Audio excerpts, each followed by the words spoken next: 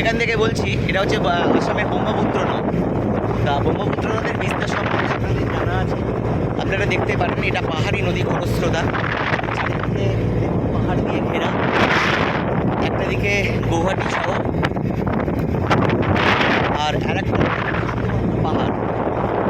তা এবারে ডেস্টিনেশন হচ্ছে আমাদের একটা বিগেস্ট শিবলিঙ্গ। প্রবাবলি আপনারা জানেন না, ওই শিবলিঙ্গ হয়তো ইন্ডিয়ার লার্জেস্ট শিবলিঙ্গ, আর এটার হাইট হচ্ছে 20 ফুট। তা 20 ফুট শিবলিঙ্গের ওপরে আমরা যাব।